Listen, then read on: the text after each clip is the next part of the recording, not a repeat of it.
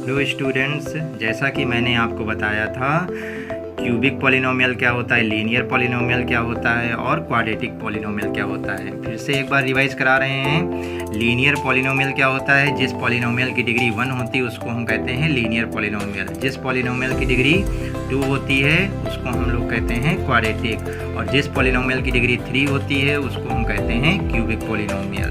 अब आपको हम कुछ क्वेश्चन सॉल्व कराने जा रहे हैं।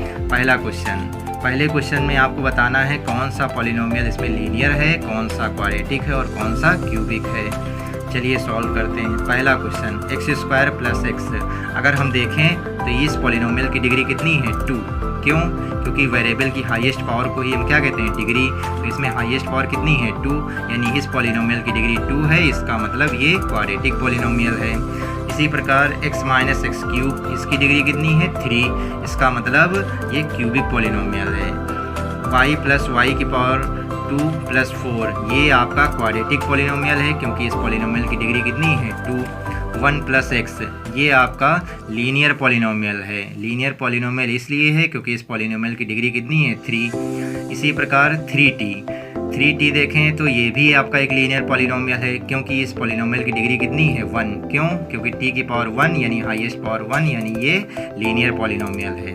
r², ये भी आपका क्वाड्रेटिक पॉलिनोमियल है। इसलिए क्वाड्रेटिक है क्योंकि इसकी हाईएस्ट पावर 2 है। इसका मतलब ये क्वाड्रेटिक पॉलिनोमियल है।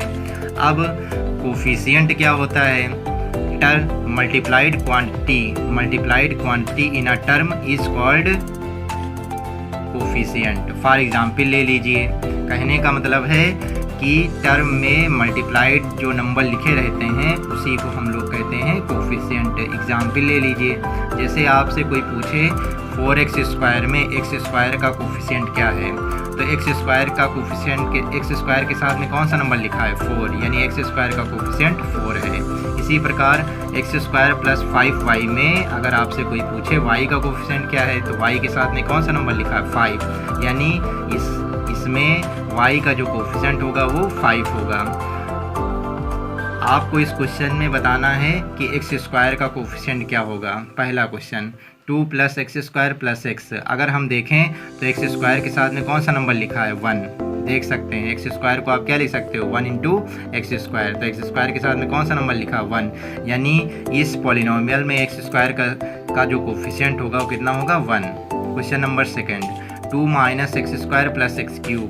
आप देख सकते हैं x² को आप क्या लिख सकते हो? -1 × x²। तो x² के साथ में कौन सा नंबर लिखा? -1। इसका मतलब इस पॉलिनोमियल में x² का जो कोफिशिएंट होगा वो कितना होगा? -1।